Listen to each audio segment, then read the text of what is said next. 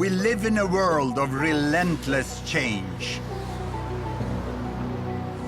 Huge migrations of people to new megacities, filling soaring skyscrapers and vast slums. Ravenous appetites for fuel and food, unpredictable climate change. And all this in a world where the population is still growing. Should we be worried? Should we be scared? How to make sense of it all?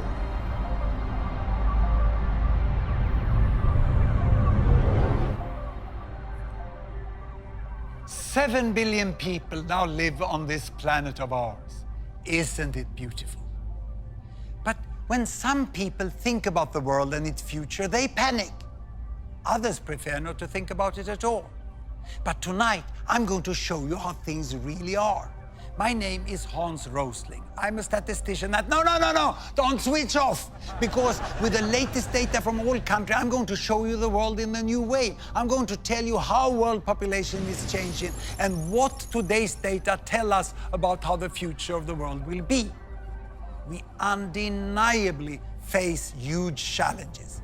But the good news is that the future may not be quite as gloomy and that mankind already is doing better than many of you think.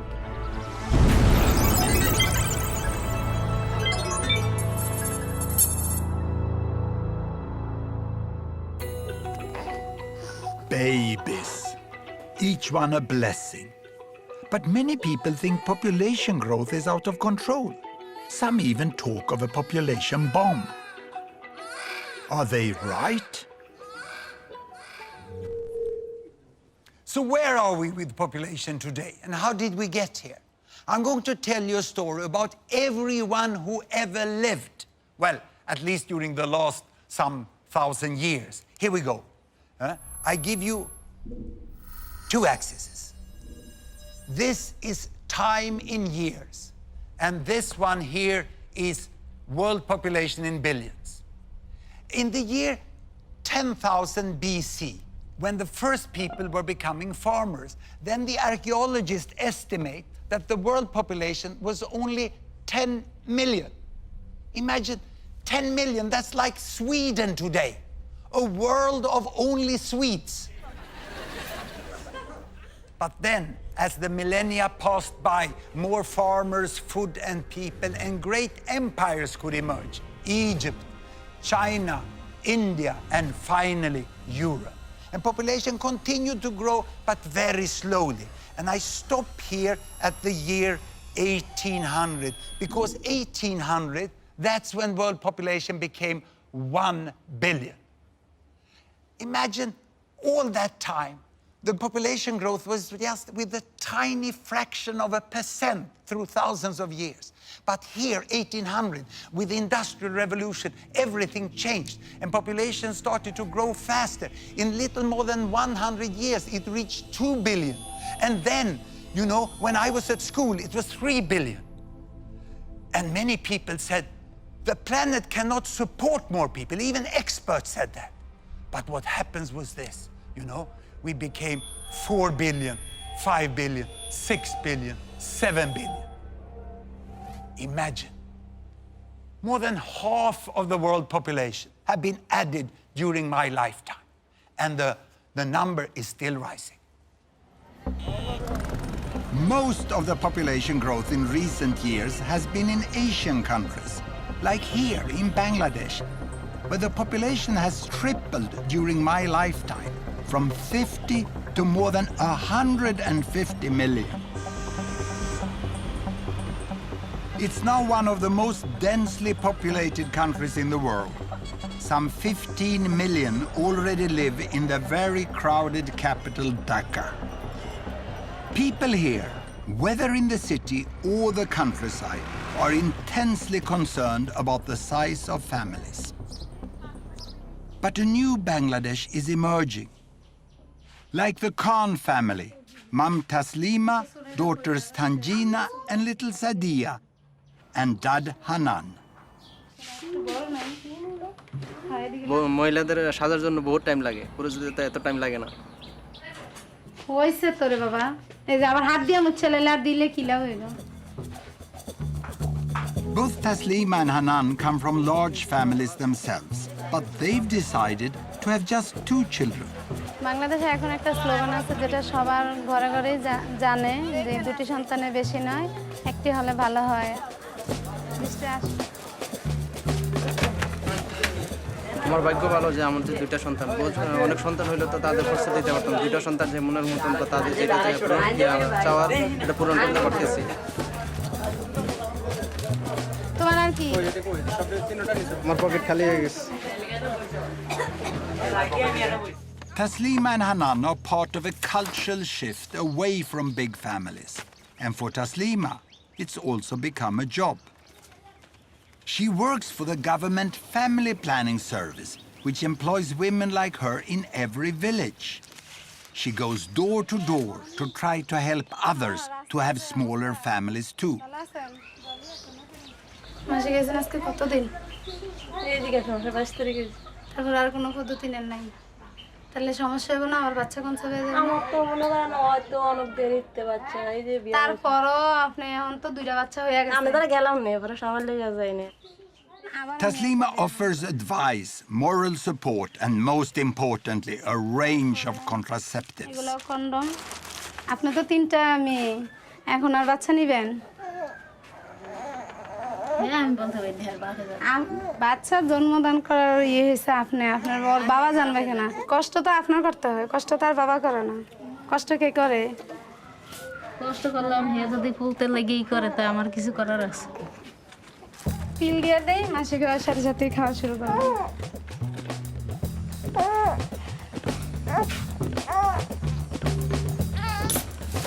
যে অনেক যারা একটু কম শিক্ষিত এরা বুঝতে চায় না, বুঝাতে হয়, অনেক সময় লাগে এই আর কি। So how successful has Taslima and Bangladesh been in reducing fertility rate? That is, number of babies born per woman. In Sweden, we set up Gapminder Foundation to make the world's data available in a way that everyone can understand. So I can show you the situation in Bangladesh and what has happened. Here, a horizontal axis, babies per woman, all the way from 1 to 2 to 7 to 8. And here, a vertical axis, that is lifespan, life expectancy, how many years a newborn can expect to live, from 30 all the way up to 90. Now, we start in 1972, a very important year for Bangladesh, the first full year of independence. That year, Bangladesh was over there, and they had on average 7 babies per woman, and lifespan was less than 50 years. So what has happened after independence? Have life become longer in Bangladesh? Have children become fewer? Here is the data. I start Bangladesh. Indeed, you know, life is getting longer and babies fewer, 6, 5, and life even longer, 4, 3, and they land now almost to 2. It's 2.2, and the lifespan is 70. It's absolutely amazing. In 40 years, Bangladesh have gone from 7, 6, 5, 4, 3, 2. It's a miracle that has happened in Bangladesh. But is it only in Bangladesh? Well, I'll show you the whole world. I will go back 50 years in time to 1963. Here are all the countries. And these green ones is America, North and South. The yellow ones is Europe, East and West. And blue is Africa, North and South of the Sahara. And red is Asia, and we include Australia and New Zealand. The size of the bubble show the size of the population. Look, the big ones over there is China and India, and Bangladesh is just behind. In 1963, the average number of babies born per woman in the world was 5. But it was a divided world. Can you see that? These countries over here, the developed countries, they had small families and long lives. And then there were the developing countries over here, and they had large families and short lives, and very few were in between. But now we'll see what has happened. I start the world Here we go. And you can see that China is getting, the big bubble is getting to better health, and then they start family planning, they move along to smaller families, and the big green, look at Mexico. Mexico is coming there, and this is Brazil also, the green in Latin America, and here India is following. India is following. The big red bubbles are Asian countries going this way. Many Africans are still with many babies born per woman, and then Bangladesh over there overtakes India on its way to the small family, and now almost all go up to this bubble. Even Africa now starts to move. Ooh, that was the earthquake in Haiti. And now everyone ends up there. What a change we have. Today, you know, in the world, the average is 2.5. Imagine, you know, it used to be 50 years ago, 5. And the world has changed. The average number of babies born per woman have gone from 5 to 2.5. And it's still decreasing. What a big change. People would think that Bangladesh and countries like that is some sort of epicenter of a population bomb. They couldn't be more wrong. To me, health workers like Mrs. Taslima and their colleagues, who have taken their countries from this side all over in a few decades to much better health and small families, they are the heroes of our time. It's an amazing change that has happened. We no longer live in a divided world. But how much do people know about this amazing change? At Gapminder, we not only show data, we also measure how much people know or don't know about the world. So we did a first survey in Sweden. The results were depressing. So we did our second survey in Britain. And we had high hopes because the British have been all over the place, you know. So we thought we would get good results here. The first question we asked was, how many babies do women have on average in Bangladesh? And we gave 4 alternatives: 2.5, 3.5, 4.5, or 5.5. This is the result of the British survey.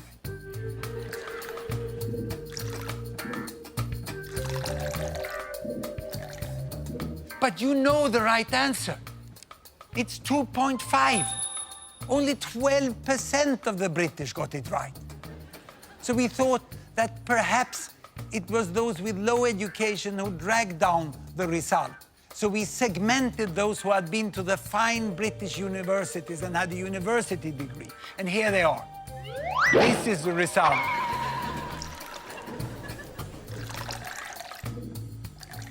If anything, worse.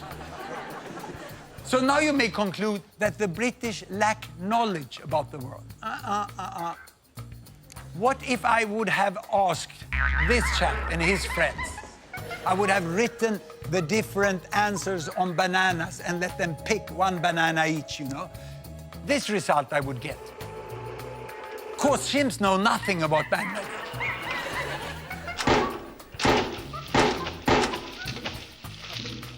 But by pure random, they will pick twice as many correct answers as the British. And of the British, you know, more than half of the British people think it's 4.5 or more. The problem here is not lack of knowledge, it's preconceived ideas. The British cannot even imagine, cannot even guess that women in Bangladesh have 2.5, and you know it's really 2.2 already. This is what the Brits don't know, that Taslima and her family are the norm in Bangladesh today, the most common family size. And it's not only there, it's all over the world. In Brazil, 2-child families. Vietnam, 2-child families. And even in India, the most common family size is 2 children today. And also if you go to the African continent, you go to the big cities here, Addis Ababa, you have less than 2 children per woman today in Addis Ababa. There can be Muslim, Buddhist, Hindu, Christian. There's not one religion, not one culture, not one continent where 2-child families cannot happen. This change from big families down to 2-child families is one of the most important things that have happened in the world during my lifetime. It's unprecedented in human history.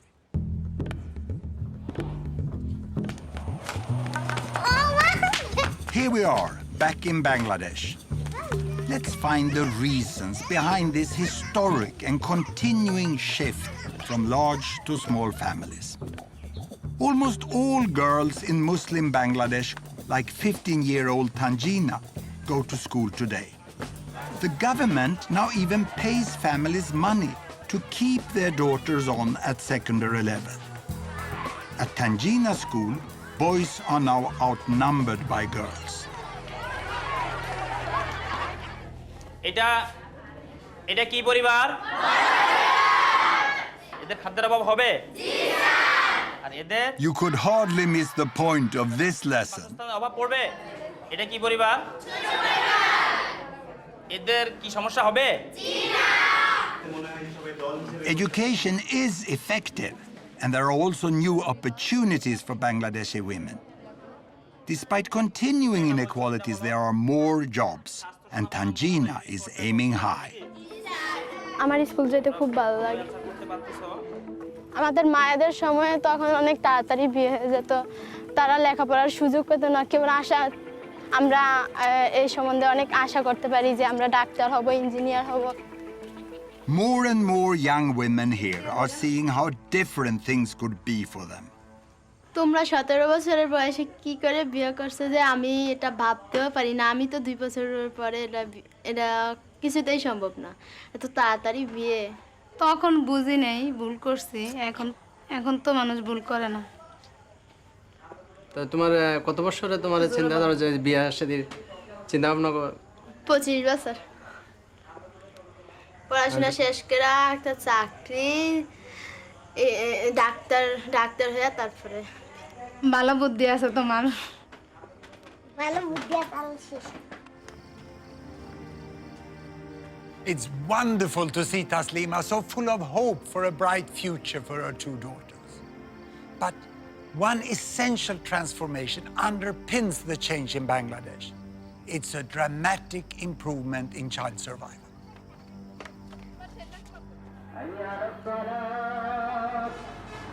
It's Ramadan, the Muslim month of fasting and reflection. At this auspicious time, Hanan is helping his parents to tend the family graveyard. 3 of Hanan's siblings died when they were very young. They are buried here. লুন্তি রুসিলায় মারা গেছে খুব কান্দাকাটি করছি আসা গেছি আইছি খুব দুঃখের বিষয় ব্যবস্থা থাকতো ডাক্তার থাকতো তো চিকিৎসা করলে একটু তো বাস মনে পড়ে না আমি যার দিন বাইছে তো একদিন মনে পড়বো না আমার Back when Hanan's parents were a young couple, 1 in 5 children in Bangladesh died before they reached 5 years of age. All families lived with a constant fear of losing one or more children. আছে বাচ্চা আরেকজন হয়েছে টুক করে মারা গেছে তারপরে কেউ অনেক একটা বাচ্চাই হয় তাহলে আবার নেও এইভাবে বেরোবের থেকে এগুলি হয়েছে আর কি সে সঙ্গে তো আর এই খেয়ালটা করি নাই যে অতিরিক্ত বাচ্চা যে এমনি নিতে আসি ভবিষ্যতে অন্ধকার হইব না হইব In the last few decades, Bangladesh has made great progress in basic health, particularly in child survival. Vaccines, treatment of infections, and better nutrition and hygiene have all saved the lives of millions of children. And as parents have come to see that all of their children are now likely to survive, the biggest obstacle to family planning has at last gone. Even in the slums of Dhaka, women now have on average just 2 children.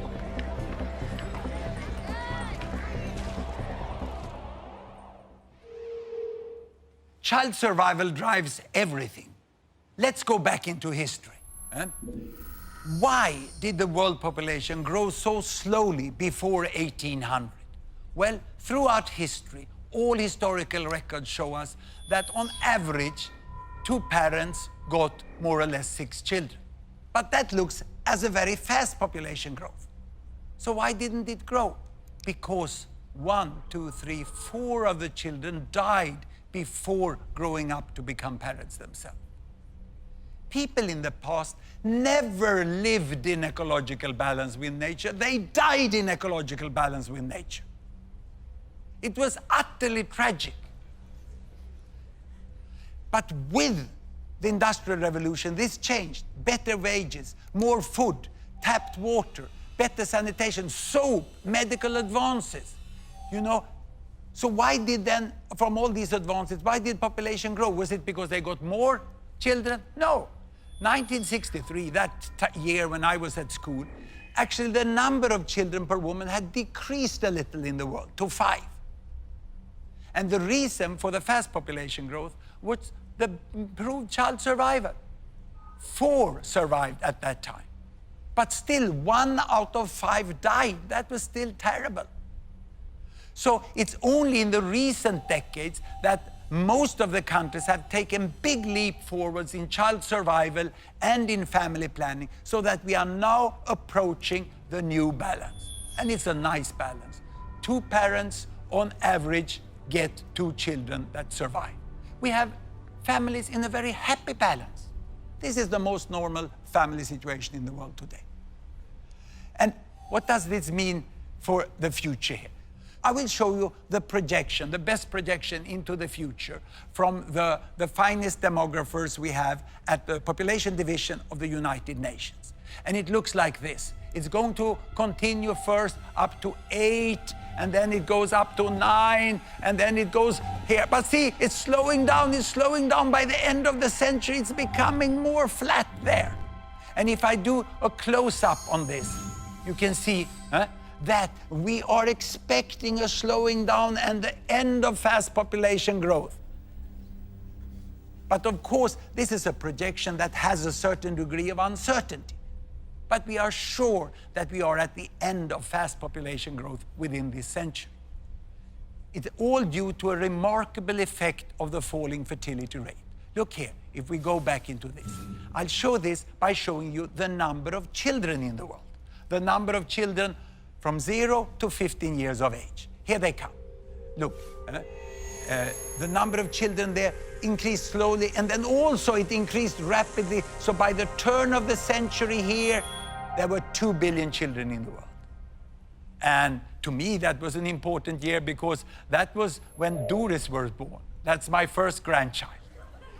And she was born at a very special time for children in the world, you know, because the specialists, the demographers, estimate that from this year, the number of children in the world will continue like this. It will not increase any longer. By the end of the century, we will still have 2 billion children in the world.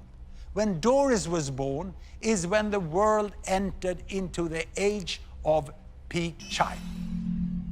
The number of children are not increasing. Now, this will confuse you, because how can then the total population grow like this if the children doesn't increase? Where will all these adults come from? And to explain that, I have to leave this fancy digital stuff and show you real powerful educational material we have developed. And it's here. I will show you the world population, ladies and gentlemen, in the form of foam blocks. 1 block is 1 billion. 1 block is 1 billion. And that means that we have 2 billion children in the world. Then we have 2 billion between 15 and 30 years of age. These are rounded numbers. We have 1 billion 30 to 45. We have 1 billion 45 to 60. And then we have my block, 60 years and older. We are here on top. This is the world population today. And you can see that there are 3 billions missing, like here. Only few of them are missing because they have died. Most of them are missing because they were never born. Because back then, you know, before 1980, there were much fewer children born in the world because there were fewer women giving birth to children. So this is what we have today. Now, what will happen in the future? Do you know what happens to old people like me? They die. Yes. There was someone here who works in hospitals. Yeah? So they die. The rest, they grow 15 years older and have 2 billion children. These ones are now old, time to die. And then these ones grow 15 years older and they have 2 billion children. This one die and the rest grow 15 years older and have 2 billion children. And without increasing the number of children, without increasing the length of life, we have 3 billion people more by this big inevitable fill-up of adults, which will happen just when the large young generations grow up. Now, there's one more detail, which is good news for the older ones here, like me, that it's estimated that the old people will live a little longer.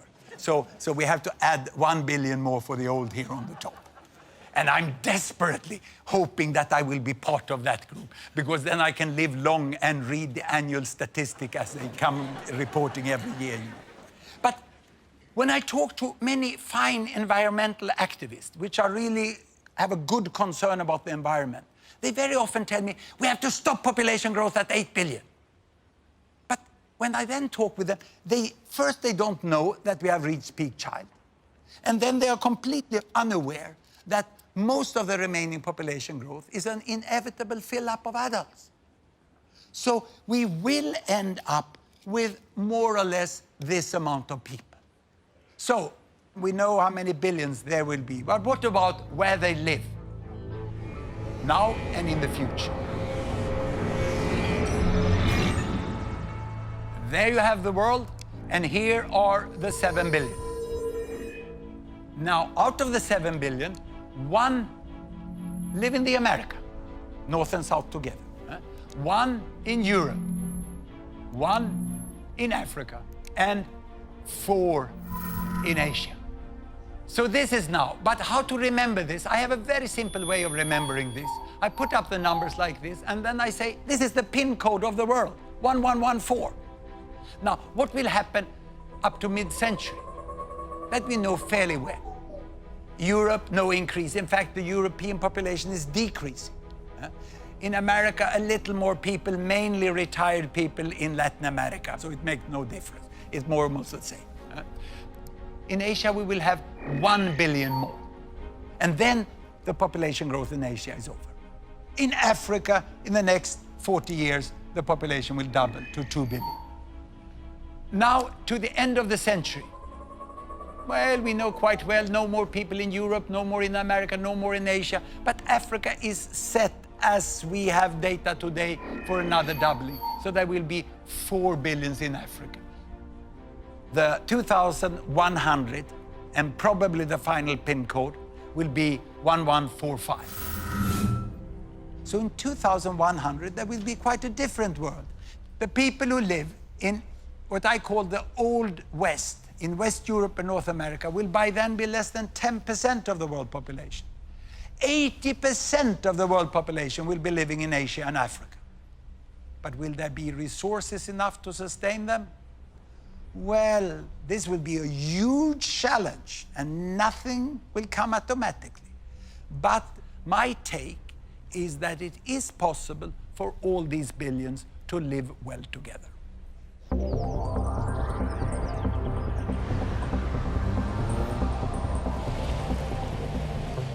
Certainly, it's easy to see the potential for a prosperous and peaceful Asia with 5 billion people. Japan, South Korea, and others are already rich. Following them on the road to wealth are larger and larger parts of China, India, Indonesia, and many other Asian countries. Even in poorer Asian countries, more and more are getting a decent life. But what about a future Africa of as much as 4 billion? Won't most of them be living in terrible poverty? I have seen extreme poverty in Africa. 30 years ago, I spent the 2 most intense years of my life working as medical doctor in one of the poorest countries, Mozambique, on the east coast of Africa. Mozambique had just become independent after a long war against the colonial power Portugal. And my job was to be one of 2 doctors, we were both foreigners, for 300,000 people. And this was the hospital. My wife was also there working as a midwife. This is the entire staff of the hospital. Those with white coats had the chance during the colonial period to get a professional training of at least 1 year. The others, many of them, couldn't even read and write. But they all worked with such dedication and motivation. But the patients came with the worst diseases of extreme poverty, and our resources were often not enough. And especially my skills as a young doctor did not meet the need of the patients. Mozambique is still today a very poor country, but things have improved immensely since I was there 30 years ago.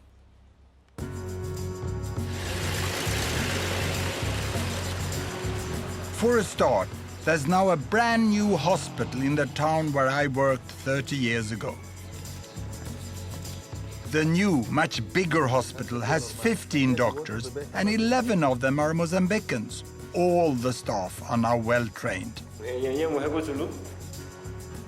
The director of the hospital is Dr. Kashimo, the obstetrician. Tudo indica que estamos perante uma gravidez gemelar. The transformation here is amazing to me. Temos o serviço de urgência, de pediatria e cirurgia e ortopedia. Hoje temos grandes laboratórios, as farmácias que funcionam 24 horas. They routinely save women in childbirth with cesareans, something that was impossible when I was there. Isso hoje em dia não é possível fazermos cá, com uma equipa que está formada e com um bloco operatório com essas condições, que está equipado igual que um bloco operatório que está em qualquer lugar do mundo. Everything has improved so much. Those born in Mozambique today should have a much brighter future.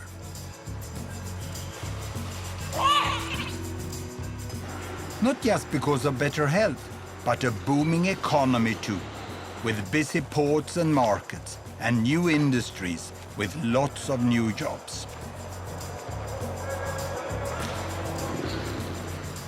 I know you might be thinking that this good news is just about cities and towns. And it's true.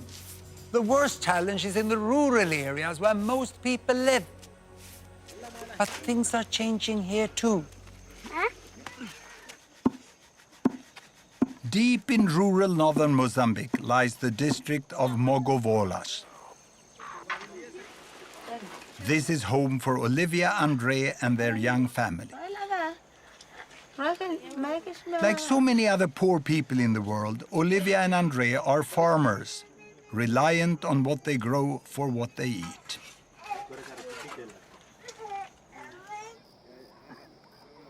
It's 4 a.m. and the day's tasks beckon. Andre heads straight to the fields. Olivia first goes to fetch water. Both have to walk miles to get anywhere.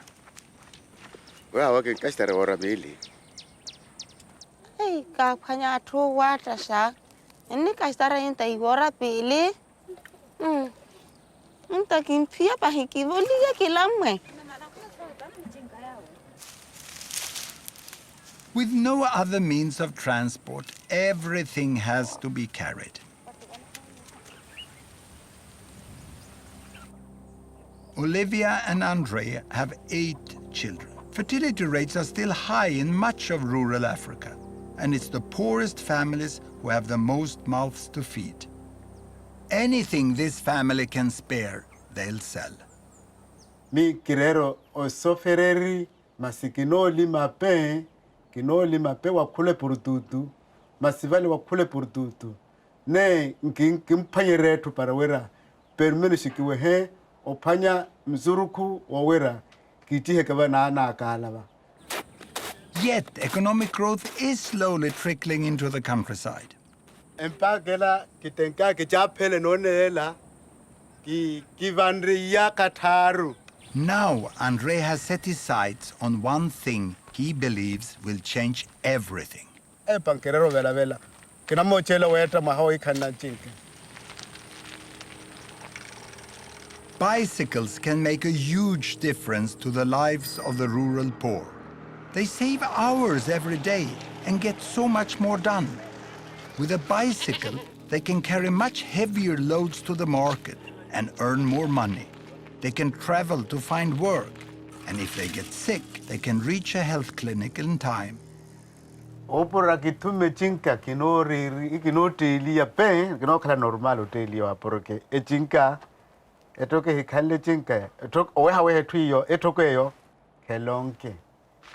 Andre and Olivia have been putting money away for 2 years. They haven't quite enough yet. Everything now depends on the sesame seeds, which they are just harvesting. If they can get a good price, they might just make it. Andre and Olivia live in one of the poorest countries, and they live in the rural area, which is the poorest part of that country. So how many people are there in the world living like they? And how many are there that are poorer? I'm going to show you this yardstick. Very simple, poor and rich. And here I have all the 7 billions again. They are in a very simplified way lined up there from the poorest to the richest. Now, how much does the richest billion earn here in dollar per day? Well, let's look here. Ooh, it's coming up, it's coming up. Ooh, I can't even reach $100 a day. Then let's look at the middle billion, who is exactly in the middle. How much do they earn? It'll come, yes, just 10. And then I go over here to the poorest billion. How much do they get? Well, just 1. This is the difference of the world today. And the economists, they draw a line which they call the line for extreme poverty, a little above $1. That's when you hardly can have enough food to feed the family. You cannot be sure that you have food all days, you know? And 1 billion is clearly below that still.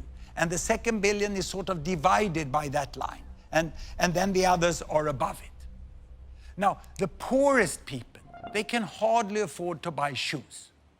And when they get shoes, the next thing they will save for is bicycle. This is where Andre and Olivia is.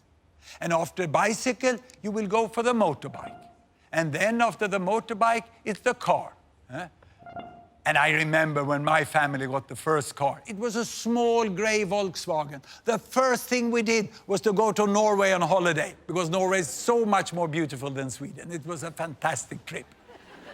And now I'm in this group. I can go, like the richest billion, we can go on holiday by airplanes. Of course, there are people who are much richer than the airplane people.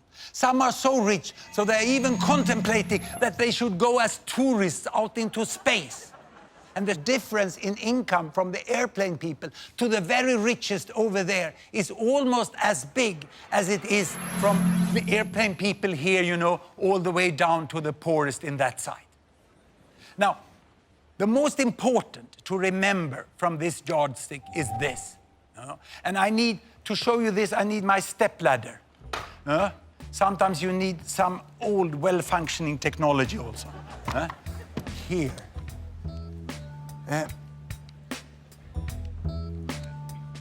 I can only reach up. Here they are. Now I'm at the top. The problem for us living on $100 a day is that when we look down on those who have $10 or $1, they look equally poor. We can't see the difference. It looks as if everyone is living on the same amount of money. And they say, oh, they are all poor. No, I can assure you, because I've met and talked with people who live down here, and I can assure you that the people down here, they know very well how much better life would be if they would move from $1 to $10, 10 times as much income. This is a huge difference, you know. And to understand this, this is what Olivia and Andre is trying to do now. Each little step they take along this line here, you know, from the shoes towards the bicycle, small as it may seem from far distance, make a huge difference in their life. And if Andre and Olivia would get that bicycle, it would speed them along to better life and better wealth up in this end. Today, Andre and Olivia are preparing to sell the sesame crop they've been growing for many months. Pero esa acala ya acala 25. Asintano va, o cala un poco normale, only toma 40, 45. But Andrea and Olivia will have to be careful if they are to get paid the proper price. No kala no shuti hiya twale to kwale venda ya ro kunyale iwe bali balance tsa bale water wa no ro bale tsoli kana aha na thukwa ka shininya le bantsuwela ya vo akora pizari 10 kilo male ro khuma ba balance ambale hiyo ni pizza andre balance ahu enro khuma bale seti awoito. Andre is going to do the selling, and for the last time, he hopes, he has to get help to transport the crop to market. Andre now needs to keep his wits about him. Hey, amigo, the deal is done, and Andre is happy with the price he's got.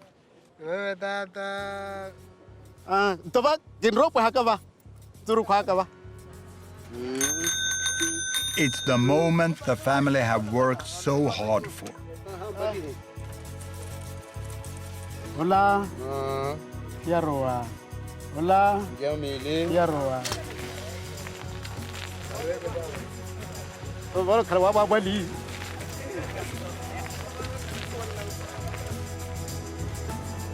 Andre's journey to market took all morning to walk. Now, in less than an hour, he can ride home.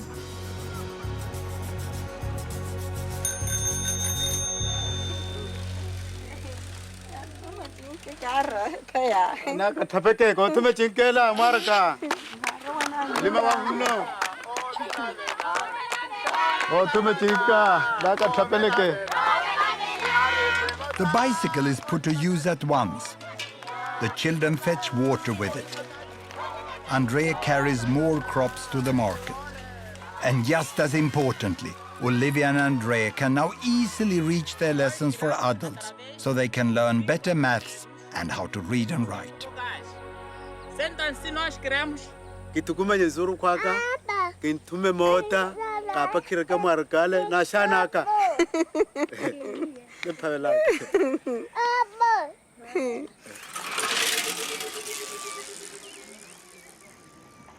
It's so great to see Olivia and Andrea pedaling their way out of extreme poverty. And they use the bicycle to go to literacy classes. Education is so important for the progress of people and nations. But how many know what has really happened with education in the world? Time for the great British ignorance survey again. Here we go. We asked what percent of adults in the world today are literate, can read and write. Can I ask the audience? How many guess 20%? Hands up. 40%? 60%? And 80%? This is the result of the British sample.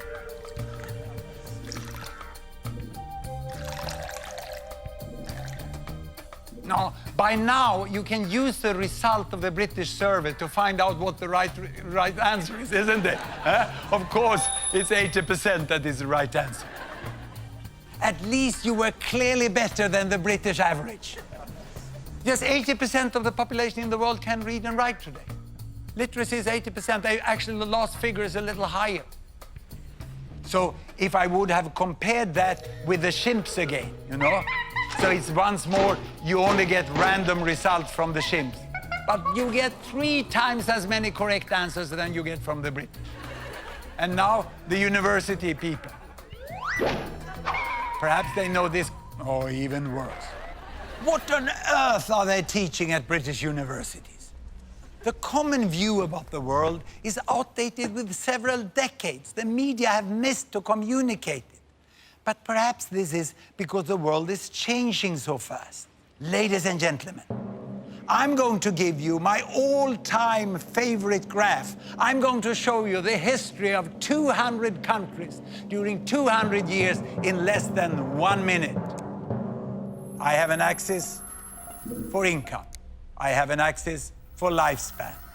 I start in 1800 and there are all the countries. And back in 1800, everyone was down in the poor and sick corner. Can you see? Low lifespan, little money. And here comes the effect of the Industrial Revolution. Of course, the countries in West Europe, they are coming to better wealth, but they are not getting much healthier in the beginning. And those under colonial domination doesn't benefit anything in there. They remain there in the sick and poor corner. And now health is improving, health is slowly improving here. It's getting up here, and we are coming into the new century and the terrible First World War, and then the economic recession after that, and then the Second World War. Ooh. And now, independence. And with independence, health is improving faster than it ever did in other countries here. And now starts the fast economic catch-up of China and other Latin American countries. They come on here, you know, and India is following there, and the African countries is also following. It's an amazing change that had happened in the world. You know, in the front here, we have now US and UK, but they're not moving so fast any longer. The fast movers are here in the middle. China is moving very fast to catch up. And Bangladesh, look, Bangladesh is already here, now quite healthy, and now starting with fast economic growth. And Mozambique, yes, Mozambique is back there, but they are now moving fast in the right direction. But all this I show you is country averages. What about people? Have people also got a better life? I'm now going to show you something which makes me very excited as a statistician. I'm going to show you income distribution, the difference between people. And to do that, I take the bubbles back 50 years, and then we are going to look only at money. And to do that, we have to expand and adjust the axis, because the richest is so rich and the poorest is so poor. So this will be a bigger difference than between the countries. And what we do now is that we let the country fall down here, this is United States, and spread to show the range within the country. And I take down all the countries in the Americas. And now you can see from the richest person to the poorest person. And the height here shows you how many there are on each income level. And now let's take down Europe. And on top of that, I'm going to put Africa. And finally, the region with most people, on top of everything, Asia. Now, in 1963, the world was constituted by two humps. First, the richest hump. It's like a camel, isn't it? The first hump here with the richest is mainly Europe and the Americas. And the poorest hump over here is mainly Asia and Africa. And the poverty line was there. Can you see how many people there were in extreme poverty 50 years ago? And most of them were in Asia. And people were saying Asia will never get out of poverty. Exactly as some people are still saying about Africa today. Now, what has happened? I start the world. And you can see that many people are born into poverty here, but Asia goes towards higher income, and 1 billion goes out of extreme poverty this way. And the whole shape of the world changed, and the camel is dead. It's reborn as a dromedary. And what you can see here, you know, is the variation from the richest, that is most people in the middle. And there's a much smaller proportion of the world now in extreme poverty. But be careful, it's still a lot of people, more than 1 billion people in extreme poverty. Now the question is, can this move out of extreme poverty now continue for those in Africa and even for the new billions in Africa? I think it's possible, even probable, that most countries in Africa will rise out of poverty too. It will need wise action and huge investment, but it can happen. The many countries of Africa are not all advancing at the same pace. A few are moving very fast, others are stuck in conflict. But most, like Mozambique, are now making steady progress. And what about feeding all the new African people in the future? Yes, there are shortages today, but there is also much potential here. Agricultural yields in Africa are just a fraction of what they could be with better technology. And Africa's rivers are barely tapped for irrigation. One day, Africa could hum with combine harvesters and tractors and grow food for many more billions. And please, don't imagine it's just me who thinks Africa can make it. The United Nations is about to set itself a new official goal, eliminating extreme poverty within 20 years. Everyone understands it's a huge challenge, but I seriously believe it's possible. Imagine if that would happen. Now, what we have seen so far is that the rich end, it moves. And the middle, it moves. But this poorest end is stuck. It's here in extreme poverty we find almost all the illiteracy. Here we find high child mortality and still many babies born per woman. It's like extreme poverty reproduces itself if you don't end it swiftly. But Andre and Olivia and people like them, they work so hard to get away from it. And if they only can get the right help from their government and from the world at large, with things like school, health, vaccines, roads, electricity, contraceptives, then they will manage. But they will mainly manage by their own hard work. Here we go, go on, follow Andre and Olivia across the line, It is possible within some decades, yes! But getting out of poverty is just the beginning. People want to continue along this line to a good life. But what does a good life mean? For most people in the world, the good life they are striving for will mean more machines and much more use of energy. So there's a problem, because all this adds to one of the great threats for the future, severe climate change. 80% of the energy the world uses is still fossil fuels. And the science shows that the climate may change dramatically in the future because of the carbon dioxide emission from continuing to burn all these fossil fuels. I'm not the best person to tell you how bad climate change will be, nor am I a specialist on how to prevent it. What I can do is to show you data to make you understand who is the one that emits the carbon dioxide. I will show this.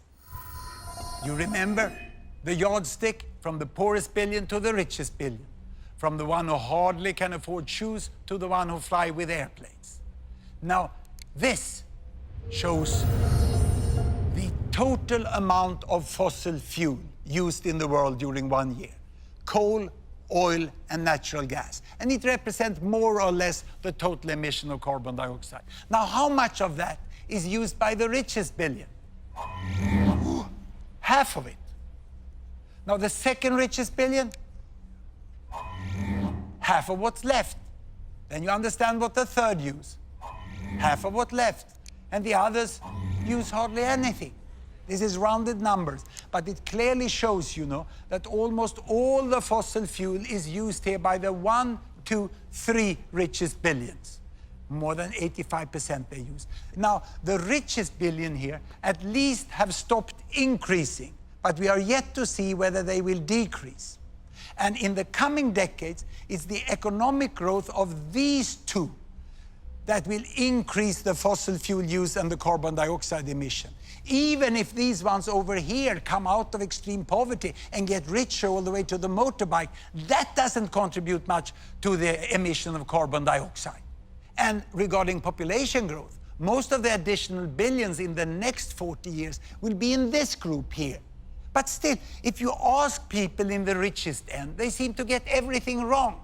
They look down on the world from their very high emission, and then they say, oh, those over there, you cannot live like us. You will destroy the planet. You see, I find the argument from the people here catching up to be much more correct and logic. They say, who are you to tell us that we can't live like you? You better change first if you want us to do it differently. There are many essentials to having a good life that billions in the world do not yet have. Andre's village and house, and so many like them, don't even have electricity. Mozambique has huge coal reserves. And if it and the other poorest countries build affordable new power stations burning coal for electricity and industry, I don't think anyone who emits more carbon should interfere. Now, what I'm going to do is ask you 2 questions that I often ask my Swedish students. The first one is this: how many of you have not traveled by an airplane this year? Quite a few can do without flying. So the next question is, how many of you have stayed away from washing machines and you have hand washed all bed sheets, clothes and laundry during the last year? I thought so. No one. Everyone who can afford use washing machine, even the hardcore in the environmental movement. And I still remember the day when my family got the washing machine. It was the 1st of November, 1952. Grandma was invited to be the first to load the machine. She had hand washed her entire life for a family of 9. And when she loaded the machine, she sat down on a footstool and she watched the entire program during 1 hour. She was absolutely mesmerized. For my mother, it also meant a lot of more free time to do other things. She could read books for me. I think that's what made me professor. No wonder we said, thank you, steel mill, thank you, washing powder factory, thank you, electrical power station. Now, when thinking about where all this leaves us, I have just one little humble advice to you. Beside everything else, look at the data. Look at the facts about the world, and you will see where we are today and how we can move forwards with all these billions on our wonderful planet. The challenge of extreme poverty have been greatly reduced, and it's for the first time in history within our power to end it for good. The challenge of population growth is in fact already being solved. The number of children have stopped growing. And for the challenge of climate change, we can still avoid the worst. But that requires that the richest, as soon as possible, find a way to set their use of resources and energy at a level that step by step can be shared by 10 billions or 11 billions by the end of this century. I've never called myself an optimist, but I do say I'm a possibilist. And I also say the world is much better than many of you think. Thank you very much.